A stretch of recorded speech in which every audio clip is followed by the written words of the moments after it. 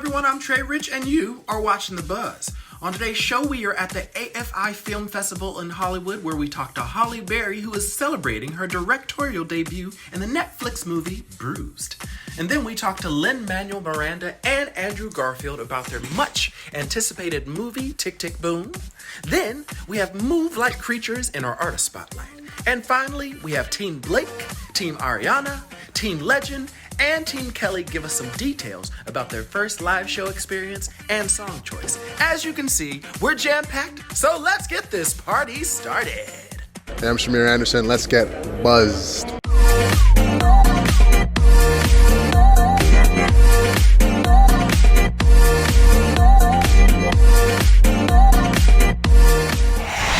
Before we start the show, I have to give a shout out to Britney Spears. Nearly 14 years after losing power over her personal affairs, where she can come and go, and her multi-million-dollar fortune, Britney Spears is finally getting her life back. On Friday, Los Angeles County Superior Court Judge Brenda Penny terminated Spears' conservatorship effective immediately, freeing the 39-year-old pop star from the legal binds that allowed her dad and his team to make decisions about her work, who she could have contact with, and how to spend her money since 2008. Now Spears can live on her own terms. The ruling marks the end of what she has described as a demoralizing and traumatizing chapter of her life. And while the hashtag Free Britney fan movement and increased scrutiny from the news outlets certainly hastened what we know now as a years-long fight to regain control, it was Spears' own voice that brought matters to a head 4.5 months ago when she told the court and the world that her conservatorship was abusive and she wanted out. It's been long overdue, and we wish her well. First up, Madison is at the TCL Chinese Theater, where she caught up with Lin-Manuel Miranda and Andrew Garfield to talk about their much-anticipated new movie, Tick, Tick, Boom. What's up, everybody? I'm Madison Brodsky at the opening night of AFI Fest. We are celebrating the world premiere of Tick, Tick, Boom, which will be on Netflix later this month. We talked to the entire cast, including Mr. Director Lin-Manuel Miranda, who convinced Andrew Garfield to sing in this movie. Find out how right now. How important was it to get Jonathan's work and collection right in this film? Well, you know, I'm here because Jonathan Larson wrote Rent. I saw Rent on my 17th birthday. I saw Tick, Tick, Boom when I was 21 years old and questioning whether I could really do this for a living. And at every step of the way, Jonathan's work was very clarifying and like a call to action to me. And so I hope it functions that way for other artists, because that's his work's effect on me. Out of all the amazing works that you've already put out and stuff that you're keeping secret and holding for later dates, why was this the perfect project for you to make your directorial debut? I felt like I understood it. I have been a struggling songwriter in my 20s. I have done the jobs you have to do so that you can do the work you love, and I just understood that on a bone deep level. And you know, on top of that, my respect for Jonathan and my love for his music, I just felt like if they only let me make one, I'm really grateful it's this one.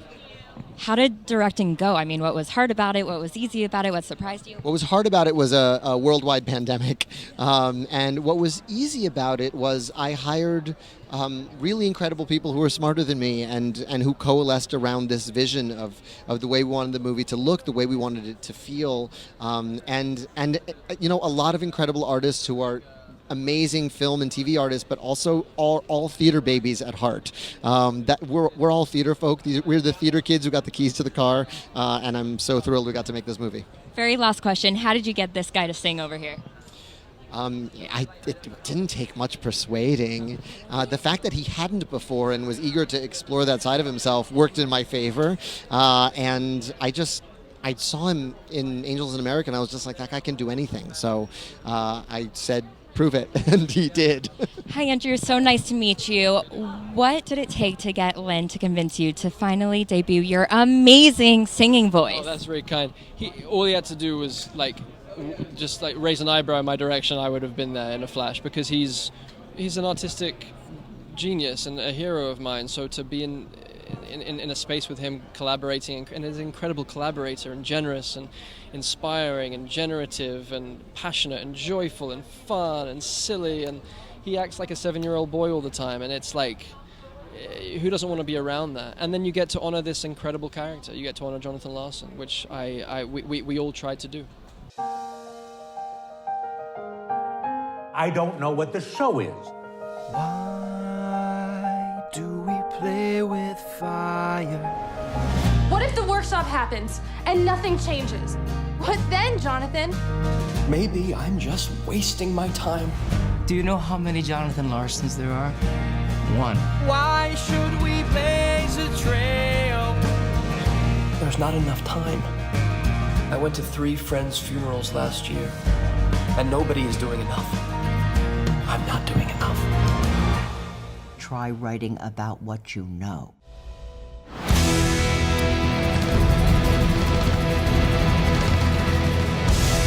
Hi, I'm Lin-Manuel Miranda, and you've just been buzzed. Tick, Tick, Boom is in theaters now for limited release and will be on Netflix November 19th. Don't go away, we have Move Like Creatures up next in our Artist Spotlight. We'll be back after the break. She's always judging, no surprise.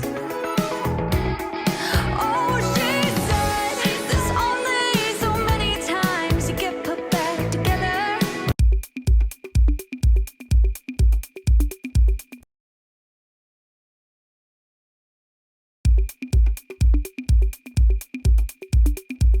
Move Like Creatures is a Southern California 4-piece band who defied the odds, transcending the loneliness and isolation of the lockdown to find each other in the midst of the COVID-19 pandemic.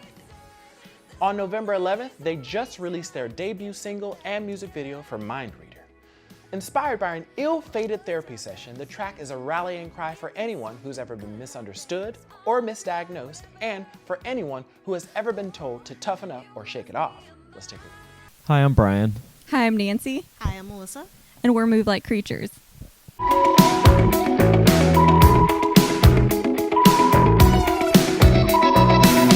She's always judging me with those eyes. She's always judging, no surprise. Oh, she said there's only so many times you get put back together. We're missing Ryan Reynolds today, not the Ryan Reynolds, our Ryan Reynolds, who is our guitar player. He ditched us to go to a bachelor party in Austin. So the way the band formed was Craigslist. We got together, and it was like right when the pandemic was happening. I put out a just Craigslist ad saying, hey, these are my accolades. This is what I've done. I want to start a new project, and that's how it began. The name itself, we had probably months and months of text messages back and forth of different band names and different ideas, and we couldn't settle on anything. And one day at practice, I think we were just going through the list of ideas that we had, and Melissa was the one who was like, hey, what about Move Like Creatures? And it just kind of stuck. Yeah, we just kind of just picked out words and put them together. We all have backgrounds in mental health or experiencing things with mental health, and the idea of the creatures is, you know, we all are our individual selves. However, we have a bunch of different selves within different creatures of habit, of, you know, being familiar with things, or just emotions, I guess, as a whole. So all the creatures that make you human. Be a mind reader. You must be a mind reader. At least you look the part. You must be a mind reader. You must be a mind reader. You must be a mind reader.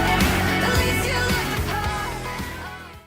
So yes, we did just release the music video and the single for the song Mind Reader. It's the first song we're releasing off of our EP that's going to be called, I think, Space Case. I think we settled on that. And it's probably the most important song to us because it was the first we completed as a band, the whole song where it was finished beginning to end. And it kind of has this, you know, happy, sad feeling. So I think that kind of relates in the music video as well as the lyrics and everything we released with it. And Melissa did all the artwork for it.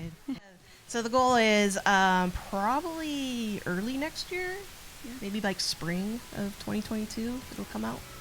Yeah, I'm thinking we're probably going to have some stuff coming up in December, January, February, and we're planning probably a secret release party type thing at a secret location. So stay tuned, follow us on social media, and you'll find out where that's going to be. This is how I keep you in tune. Clickety clack. Walk it, work it.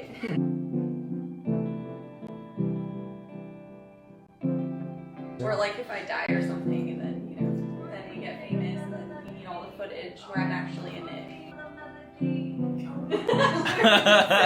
Same every time. Yeah, they're all pretty similar. Yeah.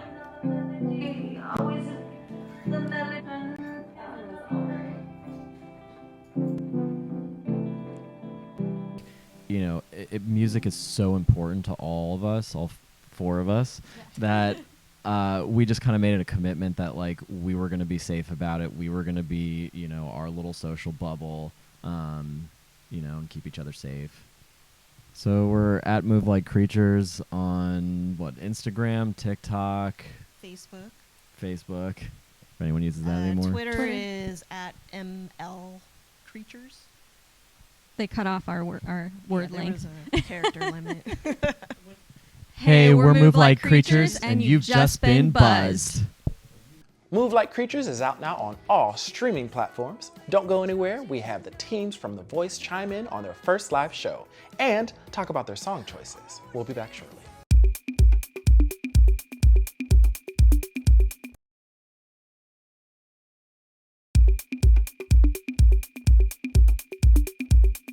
The Voice is now on the live shows, and many of the contestants made a statement on their performance and moving to the top 13. Let's take a look. For me, it was just I wanted to show a different style, and I just wanted to show like that I can tackle something completely different out of my league and give a little edge to it. So that was for me. It was a different genre for me to tackle, but I wanted to portray that message, and I connected to that. So that's why I chose that song for me, so that I can go on stage and share that story, and that was very important for me to do. So it was message over song for you? Honestly, yes, for me. So for me, I feel like every time I'm on that stage, I'm trying to bring something new, something different. And I chose this song because I thought it did that, but it also allowed me to really have fun and really connect with the audience. I had a blast on that stage, and I wouldn't change a thing about it. I picked this song. I love Carly Pierce. And I watched the CMA Summerfest from my couch after I got home, found out I made the top 20 after the knockouts. I'm sitting in my living room, taking it all in, and Blake opened the show, and then he introduced Carly, and she sang Next Girl. And I thought, I love this song so much. Why did I not put this on my song list to sing on the show? I would love to sing it. And I think something about singing a song live, it can hit your heart a little bit differently. She just performed it so well, and I really wanted to sing it, so I was really happy when they said that I could. I've been a huge fan of the Temptations my whole entire life. Even when I was younger, I could name every Temptation. So this was fairly easy for me to pick. Sorry about that. I'm sorry. I'm bad. It was fairly easy for me to pick this song due to the simple fact that, I've loved them for the longest. And so I wanted a song that I could feel, and I definitely can feel this one. So I'm just thankful to God. Yeah. I know it was a hard choice, it's the Queen Whitney Houston, you know what I'm saying? However, my career started 35 years ago. That song came out around that time, her version of it. And, I just wanted to pay tribute to her. Not that she needs that, but I also love that song. And people talk about, I remind them of her. And I think we just have the same kind of tone and, temperament, and tone. So I thought it'd be a beautiful song in memory of her. And this was a great platform to really bring that song back out. So I picked Woman by Doja Cat because just the instrumental and the curation of the whole song gave me the freedom to put in my Afro side into that song because I feel like up until the live playoffs, America hasn't gotten to see that side of me and what is very similar to the music that I create. So I thought I should be more particular with my choices to show more of who I am as an artist as well. And I think I did Doja Cat song justice. I think I did Woman justice. Put my little spin on it, did my own little thing. And I had so much fun singing that song tonight. I put a lot of thought into my song choice this week. I wanted to show America a different side of me that they haven't seen yet, but I also wanted to show them the person that I am, style of music that I love to sing at home and that I do in gigs. And I think I finally was able to do that. And I hope that they really like it. Yeah. I felt super passionately about this song. It felt like one of the most authentic choices that I've made throughout this entire journey so far. I feel like it was really me, and it captured a lot of the aspects I love to put in my own music, and it sort of just like was the perfect sort of energy, if that makes sense, because you know, I love big vocals, I love runs, I love how's a better way to say this? I love sexy female empowerment moments, and I feel like this song really captured that and I was able to add a lot of Riley essence to it, and that was something that was super important to me. It felt so me the way the song is already, and then being able to add my own little inflections and stuff was something that was super cool, super important to me, and something that I left feeling really proud of. And yeah, like Raquel said, I just really hope America liked it, and you know, that's all I can hope, is that I give a performance that I'm proud of, and I always want to just do something that entertains and that feels good to me, and if that makes other people feel things, then I did my job, and that is really incredible. Our song choice, let me think about how to start this. We were first considering Let It Be by the Beatles. We wanted to, you know, we wanted to give like kind of rocking version of it, high energy, while keeping it authentic to the music that we love. And we were really heavily considering that song, and actually, I remember I was driving in the car with my girlfriend, and we saw that I got a text from Ariana on my phone, and Ariana said, "Would you want to do Hey Jude? Do you think that's too ambitious? You can say no. You can totally say no. Maybe it's a stupid idea. Do you think it's too ambitious? Maybe we could do it." And we thought about it for a day and sent her a recording, and afterwards her and us both agreed, like, this is the one, this is it, we want to do this, even though it was super ambitious. So Ariana played a huge role in our song selection, but it also, it wasn't like it was given to us. We felt like it was so authentic to us, and Ariana, I think, has this gift of choosing songs and suggesting songs for her artists that she feels like fits them. And so that's the story. Anything you want to say? Well, and I feel like we would connect with Hey Jude a lot. It was great. We love it, and all of those things. And I think it also goes back to Ariana's desire to see us push our voices to new territory, which we certainly did tonight. I think my song choice, it's a song that I always loved. I grew up just loving this song. It just takes me back, like, feel good moments. And yeah, like Jim and Sasha said, like, I feel like Ariana had a big role in my song choice too. When I sent her my list, she got like super excited about the song, and I was happy because I also just love to sing this song. So yeah, I feel like it was a good decision. It's really me as an artist, more like a soulful, like rock type vibe. And yeah, I think it's just really, it's really me. And the fact that we both, you know, really agreed on the song choice was really cool. And yeah, I think that's why I chose that song. The Voice is on NBC Mondays and Tuesdays. Check your local listings for times. Stay right there. Madison is back at the TCL to talk to Halle Berry about her directorial debut in new film, Bruised. We'll be right back.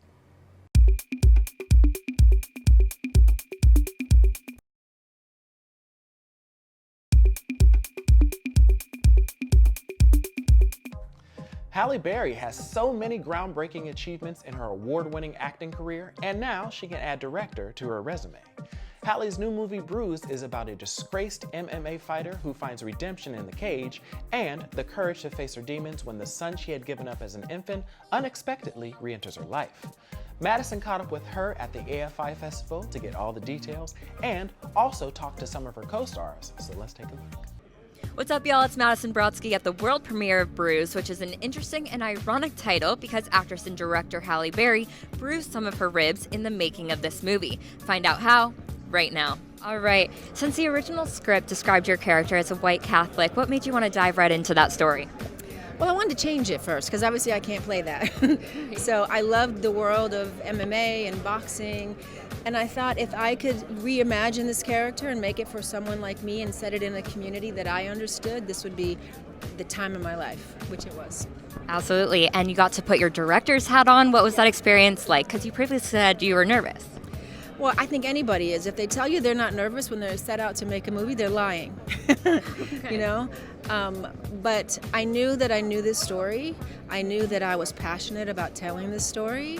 And so I also knew that I'm no stranger to hard work and that I would just put one foot in front of the other and hopefully do what needed to be done. And I'm so impressed by your stunt skills. It impresses me every single time. What was it like when you got injured and how did you overcome that? You know, I felt very much like a fighter at that point. I had trained for 2.5 years, and the fighter mentality is they're in the ring, they're in the cage, they get hurt, they don't stop, they keep going as if it's not happening. And that's exactly what I did. I knew if I stopped, I'd lose my financing, I knew I'd lose Valentina. You know, my dream would be shut down, so I just kept going. So impressed. Thank you so much for your time. What was it like to have a front row seat to all the incredible fight scenes in this film? Next level. You know, the best fight pass you could have in the history because Halle Berry was in that ring kicking ass. What was it like to go from actor to director and see her in that director's chair and go back and forth? Masterclass. Literally to watch a woman of Halle Berry's stature to be able to transform as an actor, but then also be able to direct a film and also just be the captain of an incredible ship, you know, of incredible players. It's admirable, you know, she's a mom, she's an icon. She's an artist, she's sensitive, you know, it's something that, like I said, it was a masterclass. Did she help you with your scenes at all, being a director? Yeah, 100%. She's an actor, you know, collaborative. We would like give each other ideas. It was a safe space, you know, everyone was Halle Berry, but we're in that space. It was just, how do we make it better? That's it. I love that last question because I know you got to run in there. Any update on John Wick 4?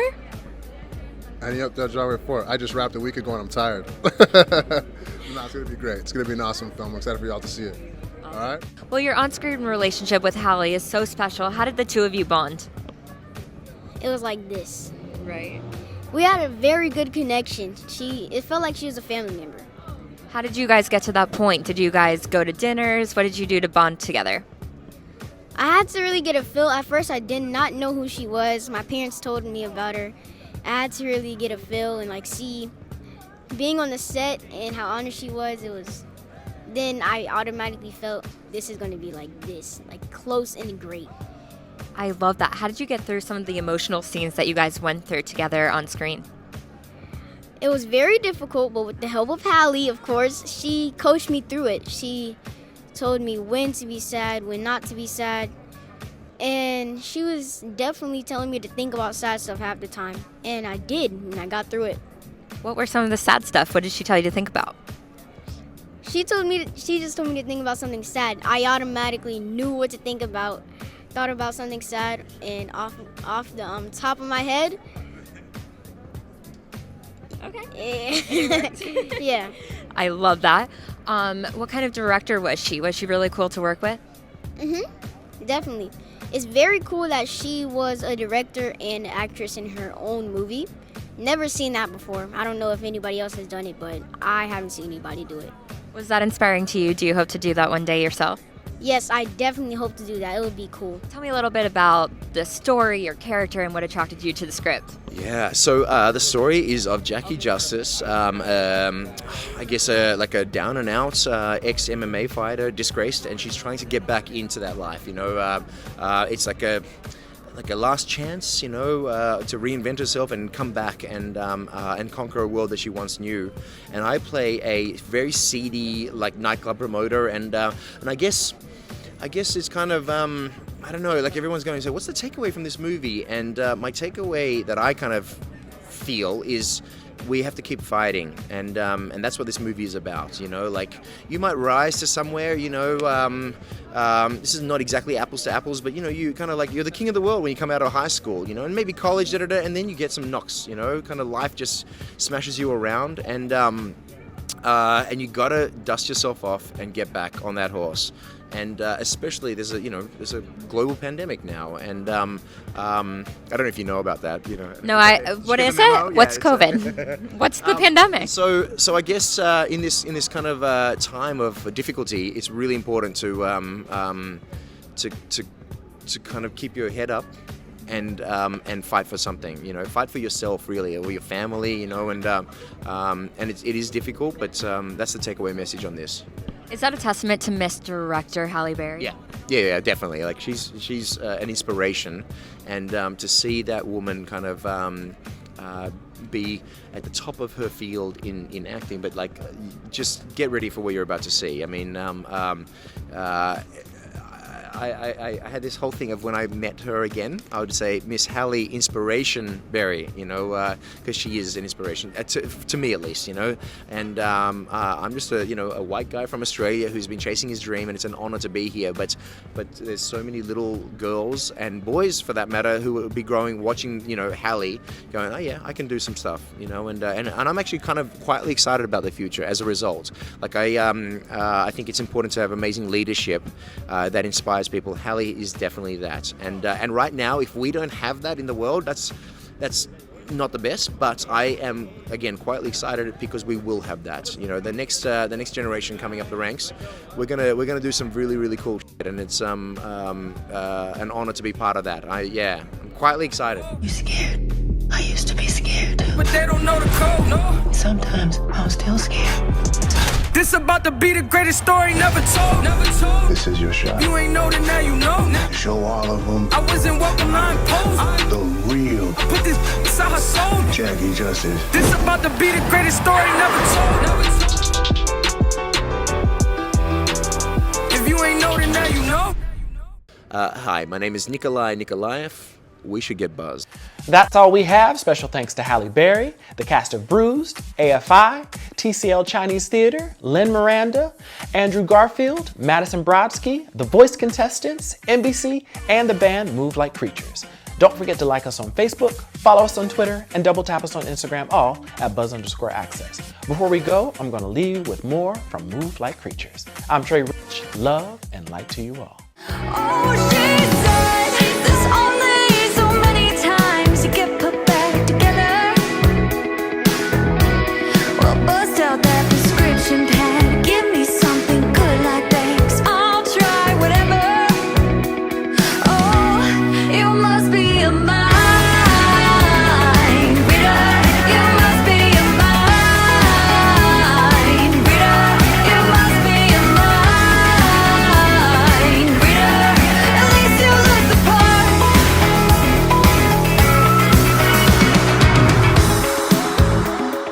For more stories and extended clips, go to thebuzzallaccess.com. I'm Trey Rich, and you've just been buzzed.